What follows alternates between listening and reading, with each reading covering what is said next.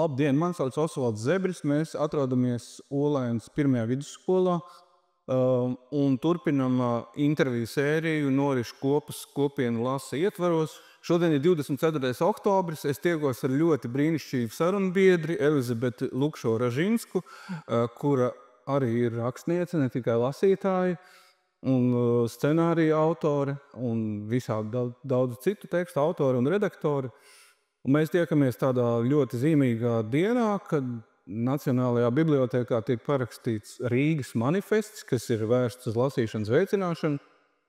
Tātad lasīšana varam pieņemt, ka ies plašumā, bet es domāju, ka ir viena cilvēku daļa, kas ir vienmēr lasījusi un lasījis ārpus jebkādiem manifestiem, un es pieņemu, ka Elizabete, arī tu esi tāda. Un pirms mēs runājam par lasīšanu, es Elizabetei gribēju jautāt par to, kāpēc tev bija būtiski veltīt stāstu tieši Regīnai Ezerai. Tas bija lūgums rakstīt šo rakstu. Es vispār, es negribu apvainot Regīnu Ezeru, bet es mēģinu izmantot visas iespējas kaut ko uzrakstīt. Ja man kāds kaut ko liek uzrakstīt, tā ir ļoti laba motivācija, ja ir šis termiņš, līdz kuram jāuzraksta, un kāds cilvēks, kas tev uzticās un dod šo iespēju, un tas bija saistīts arī ar to, bet vienlaikus Regīna Ezera man tiešām ir tuvu kā rakstniece. Patiesībā manas attiecības ar Ezeru ir sākušās tieši šajā ēkā. Mana literatūras skolotāja ļoti cienīja un varbūt varētu pat teikt, ka bija apsēsta ar Regīnu Ezeru, un tā viņas apsēstība arī izpaudās obligātās literatūras sarakstos un aktivitātēs, ko mēs veicām literatūras klasē. Un tad, manuprāt, ka Regīna Ezera ir viens no autoriem, no kuriem es esmu lasījis varbūt visvairāk darbus tieši vidusskolā. Jā, tāpēc man ļoti patīk šis uzaicinājums rakstīt tieši Regīnai Ezerai. Neveltīts stāstu, bet kāds bija tas uzdevums. Uzdevums bija ļoti interpretējams, un man liekas, es izvēlējos to variantu, ka es cenšos it kā atdarināt vai izmantot viņas māksliniecisko rokrakstu, rakstot savu stāstu, kaut kā tā. Tev ir kāds mīļākais viņas darbs? Jā, man patīk ļoti tas vārds mīļākais, jo viņš noņem atbildību būt baigi intelektuālam vai kaut kā nenormāli pamatot savu atbildi. Es esmu vairāk kārt lasījusi to mazo vēstuļu krājumiņu, kas saucās Pāri izdegušiem laukiem skrien mans sapnis. Tad maza rozā grāmatiņa ar mīlestības vēstulēm, ko viņa ir veltījusi Gunāram Priedai. Jā, bet šis stāsts tev arī iznāca šogad šajā pavasarī grāmatas stāstu krājums. Šis stāsts tur nav, vai ne? Nē. Kas tie ir par stāstiem, kas ir šajā tavā jaunajā grāmatā? Vai tie ir tapuši speciāli kā vienas grāmatas stāsti ilgākā laika posmā? Grāmatas stāsti ir tapuši ilgā laika posmā. Es varu teikt, ka šo grāmatu rakstīju 10 gadus, bet tas apgalvojums ir tikai daļai patiess. Ja tie stāsti ir tapuši 10 gadu periodā, bet tajā brīdī, kad tapa tie stāsti, lielākā daļa no viņiem nebija vēl doma par grāmatu. Tie ir tapuši dažādiem iemesliem, skatos šo pusi, tāpēc, ka šeit stāv tā grāmata. Netīro matu dienu. Netīro matu dienu, jā. Bet tas par netīrajiem matiem tur nav. Nav, jā, un turpat nav minēts, turpat nav atrodams šāds vārdu salikums nevienā stāstā netīro matu dienas.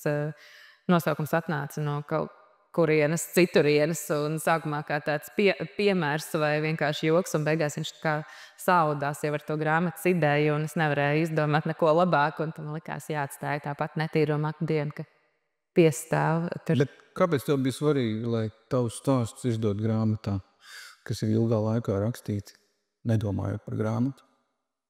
Es varbūt bez tādas kautrēšanās vienkārši varu teikt, ka tas liekas forši, ka ir izdot tā stāstu grāmatā, un ka tu vari teikt, ka tev ir grāmata pieaugušajiem, tā ir kaut kāds prestižs, kaut kas, ko tu vari tiešām ierakstīt savā CV un pateikt, jā, ka es esmu var tad pa īstam saukt sev par rakstnieku, ka tev ir tā pirmā grāmata. Un, manuprāt, bija tā, ka es ilgi arī domāju, ka es ļoti gribētu to grāmatu, bet ko tad es tur rakstīju? Tad man jāraksta droši vien romāns, bet kaut kā nav sanācis uzrakstīt līdz šim romānu. Un man šķita, ka, lai es uzrakstītu romānu, man jāiet prom no darba un jāvelta tam ļoti ilgs laika posms, un es nespēju laikam ieraudzīt to savā šī brīža dzīves ritējumā, un to kaut kā atļauties iedomāties, ka es varu tomēr salikt tos esošos stāstus grāmatā.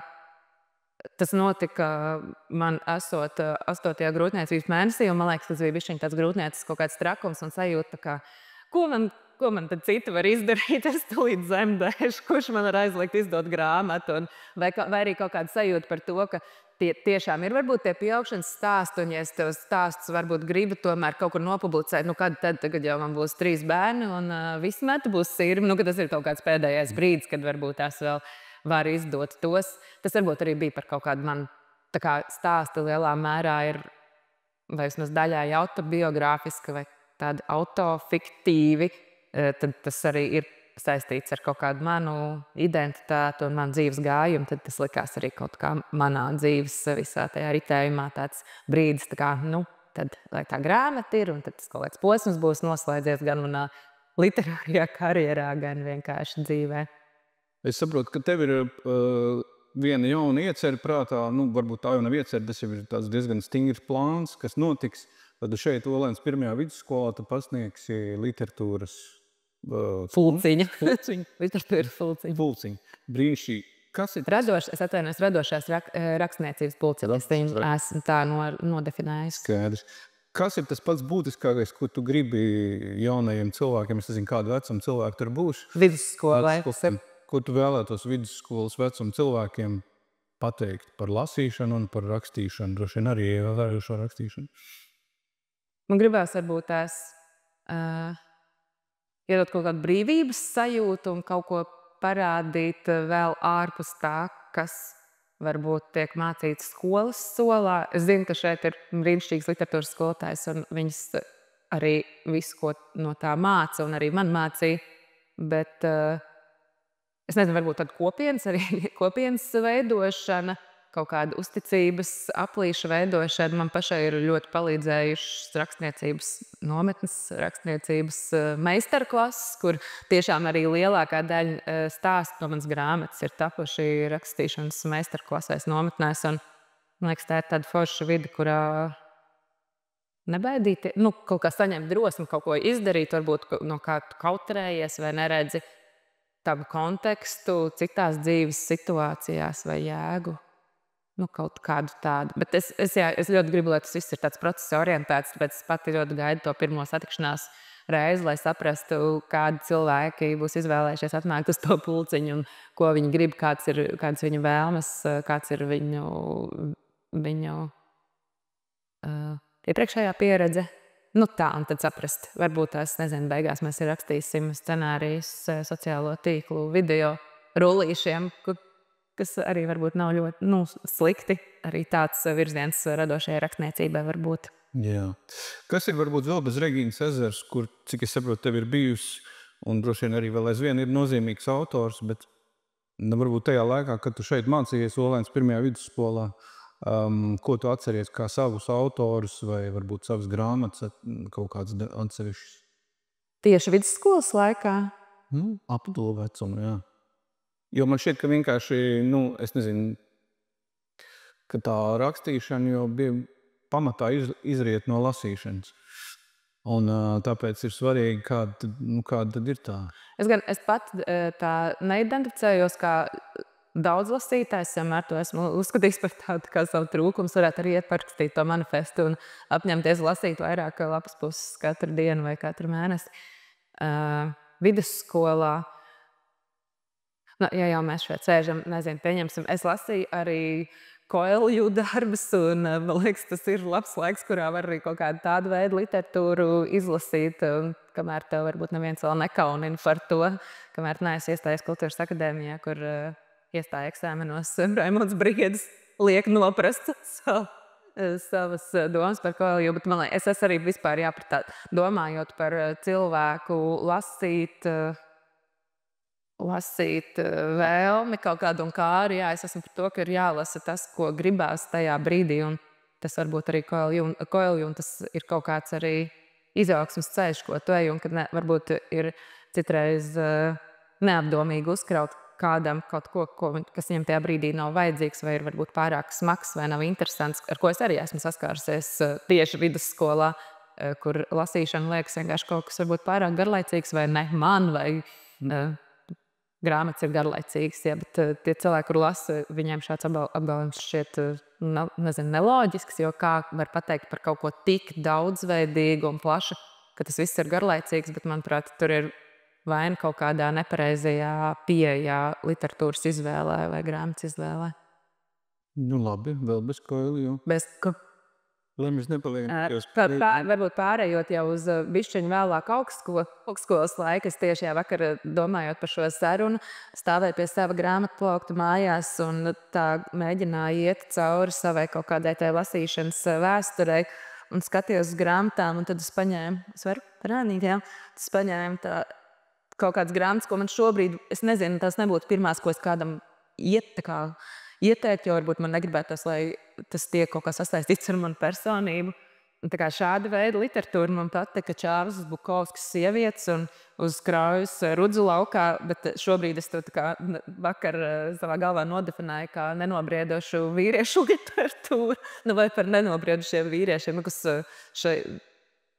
Salinger gadījumā tiešām tas ir par jaunu puisi, un Bukovska gadījumā tas ir nenobriest līdz pat Zorkam.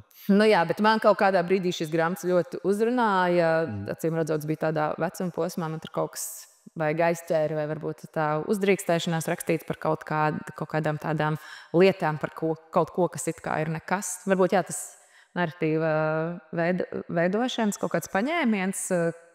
Labi, uz kraujas Rudzu laukā varbūt ir tāds romānīgāks romāns, bet tāpat tas nav tāds varbūt episkais romāns. Tas ir par tādām ikdienas mazajām lietām, un Bukovska gadījumā jau tiešām. Un tad, jā, šīs bija grāmatas, kas man, nezinu, es lasīju, un es domāju, ka, wow, es gribētu tā rakstīt, pieņemsim.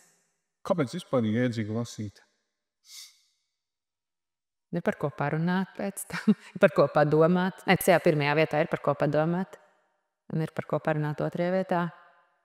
Tad jābūt vēl kādam, kas arī lasa. Jā, bet tur ir tādi cilvēki, jā. Tāpēc tā kopiena droši vien svarīgi, ko tu pieminēji. Jā, bet vai arī varbūt nav blakus kāds, kas lasa, un tad ir iemesls uzmeklēt jaunus cilvēkus, kuri līdz šim tā nav bijuši blakus, un tu viņus atrod tieši caur šo lasīšanas hobiju.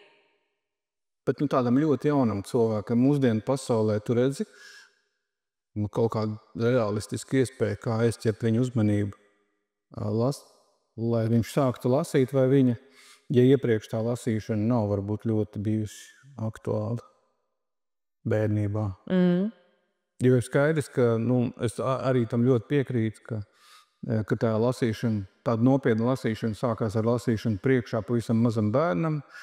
Un tad ir cerība, ka tas varbūt ieietās, bet ja tāda pieredze nav, vai tad tas ir bezcerīgi, tavuprāt, kaut kā to uzmanību var aizķert tomēr? Es nezinu atbildi uz šo jautājumu. Es esmu novērojis, ka, man liekas, arī tā lasīšana, par to lasīšanu priekšā, man liekas, tas noteikti ir veids, kā var, saistīk mikrofons, atvainojos. Lasīšana priekšā ir veids, kā ievadīt tajā literatūras pasaulē, rādīt varbūt labu piemēru, kaut kā parādīt. Jau tur varbūt sākas tā kopiena, kad bērns ar savu vecāku vai vecvecāku kopā nevis ir tikai bērns un vecāks, bet viņiem ir varbūt maziņš lasītāju klubiņš, viņiem ir kaut kas, par ko domāt un runāt kopā. Bet bieži vien arī tur apraujās, man liekas, tā lasīšanas pieredze vai kāri, un tad ir, man liekas, ļoti grūts ir brīdis, kurā ir jāpāriet uz to tādu vieglākā veidā patērējam to lasīšanas veidu, kurā to kāds lasa priekšā, uz jau tādu sarežģītāku iesaisti, kur tev tiešām pašam ir jāizdara šis lēmums un jāpaņem un jālasa un jāvēl tas laiks. Un droši vien tur var, tajā visās lasīšanas priekšā periodā var ielikt kaut kādu vēlmi, bet tur bieži tas viss apraujās. Un ja nav lasīts priekšā, es domāju, ka arī, ja mēs domājam par vecākiem kā tādu piemēru rādītāju, es pieļauju, man gan pašai ir vēl tikai 2 gadus vecs bērns, kur ir ļoti izteikti šī lasīšana priekšā, un mēs lasām foršas, vieglas, smieklīgas grāmatiņas. Bet vai gadījumā nav tā, ka līdz tiem, nezinu, 2, 3, 4, 5, 6 gadiem tas vecāks ļoti iesaistās un tiešām lasa priekšā, un tad viņš cer, ka vienā brīdī tas bērns aizies pie grāmatplauka, paņems grāmatu un sāks lasīt, kamēr vecāks tajā laikā ies vingrot, skatīsies televizoru vai vēl kaut ko. Man liekas, ka tur būtu jāturpina rādīt tas piemērs. Tad labi, tad mēs lasām varbūt katrs savā istabā katrs savu grāmatu vai lasām kopā uz kraujas rudzu laukā, katrs savā dīvaina stūrī. Nu, jā, tas piemērs ir jāturpina rādīt kaut kā tā. Nu, droši vien arī tā, ko tu jau pieminēji, tā grāmatas pārunāšana ir diezgan svarīga lieta. Jā. Ka tas mazais cilvēks jūt, ka kādam vēl interesē tas, ko viņš domā, ko viņš ir izlasījis un sapratis. Bet tu esi arī bērnu grāmatu autore. Un kādai apmēram vecumam šīs grāmatas bija un ir? Šīs Emija un Rū grāmatas. Jā. Nu, ja tā stingri jānodefinē, es teiktu 6 līdz 10 gadi, nu kaut kas bišķiņ pirms skolas, no atkarībā no tās arī lasīt prasmes un bērnu interesēm. Es zinu, ka es pazīstu bērnus, kur jau ir lasījuši bērnu dārzus pēdējos vai pēdējā gadā šīs grāmatas. Man liekas, es pati noteikti nelasīju tik daudz burtis pirms vēl skolas un pat, nezinu, sākuma skolā. Bet cik lielā mērā tu domāji par šo 6-gadīgo bērnu? Jo man šķiet, ka bērnu grāmata, tas vispār ir vissarežģītākais žanrs. Nu, visādi iemesli pēc, bet viens no tiem ir, ka tev ir tā kā ļoti grūti saprast, kāda varētu būt tā mazā cilvēka, ko viņš varētu saprast no tā un ko nevarētu, ko 6-gadīgs saprot jau un ko vēl nesaprot. Cik daudz tu domāji par to rakstot šīs te bērnu? Baigi nedomāju. Man vispār tas rakstīšanas process ir... Labi, es nevaru tā pilnīgi teikt, es nekad nedomāju, man vienalga, vai kāds lasīs vai nelasīs, bet laikam tajā rakstīšanas procesā es vienkārši sapulstu ar kaut kādu iekšējo rakstīšanas orgānu, nezinu, vai kaut ko vienkārši rakstu. Man arī Emija un Rū grāmatu tapšana bija tāds varbūt neierasts process, kā rakstīt. Sākotnēji tapa scenārijas seriālam, ko mēs rakstījām kopā ar rakstnieci Ilmu Melgalvu. Tad mēs uzfilmējām šo seriālu, kurā pie tam es biju filmēšanas procesā kā izpildu producenta un režisora asistente. Tā jau bija vesela pasaule uzbūrta sākotnēji scenārijā, pēc tam caur aktieriem un režiju un kamerām uz laukuma, ekrānos. Un tad tas rakstīšanas process, man varbūt nebija tur vairs arī tik daudz jāuzdod sev jautājumu. Es tiešām varēju kaut kā saslēgties ar to varoni, jo jau ko bija iemiesojuši konkrēti varoņi, tas kā varētu teikt, ka bija vieglāk uziet uz tās ietie rakstīšanas plūsmā. Nu tā, ja šīs grāmatas kādam patīk, protams, un ja tas ir izdevies, tad es varu teikt, ka tas bija vieglāk varbūt. Tur nekas nav izdevies, un tas bija šausmīgi grūti, tik ļoti, ka es to nevarēju izdarīt, bet kaut kā, kāds tapšanas stāsts ir neparasts. Nu jā, jo droši vien, ka tā sajūta ir atšķirīga, tomēr rakstot Emiju un Rū vai Netīros matus. Tur ir, tas nav viens un tas pats.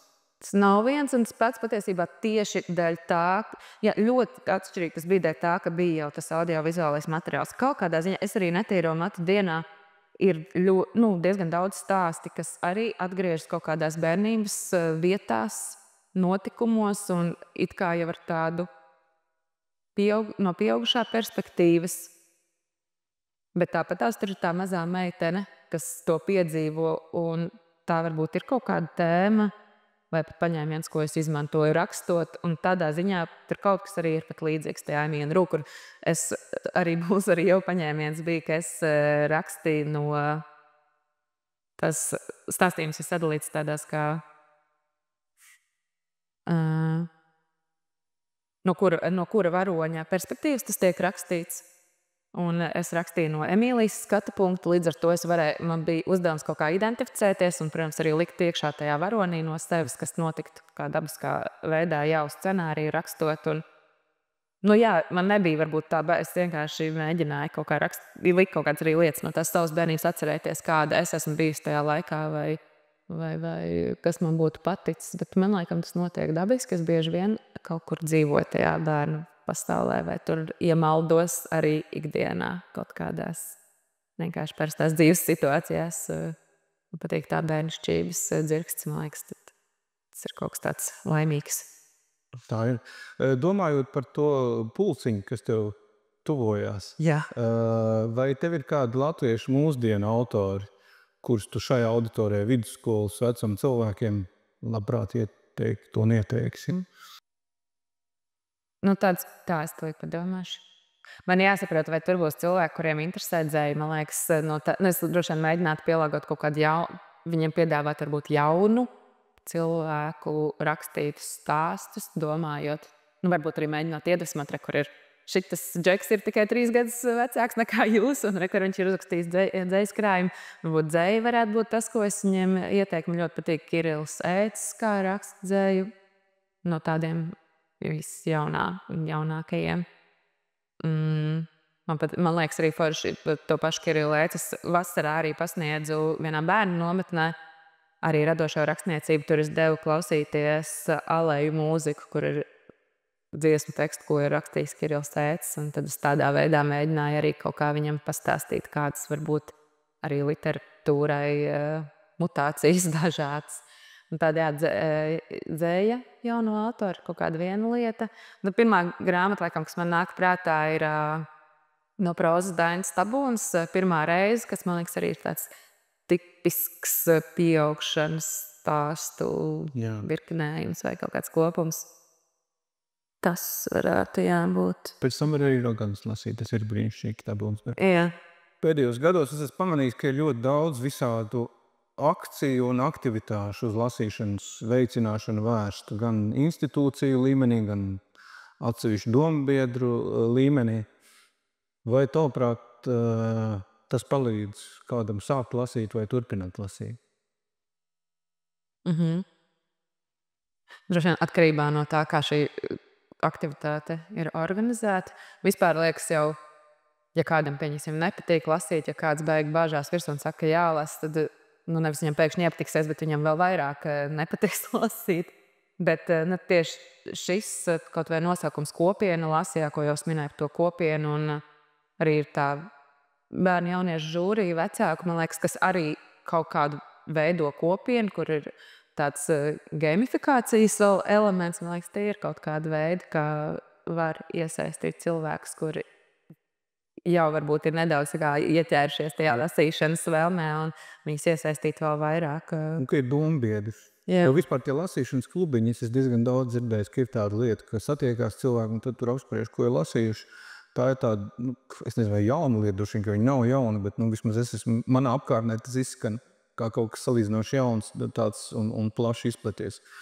Jā, tad cerēsim, ka būs daudz jaunu arī lasītāju un domu biedru lasīšanā, ne tikai tāpēc, ka ir dažādas aktivitātes un akcijas, bet arī tāpēc, ka iznāks daudz brīnišķīgu latviešu autoru grāmatu.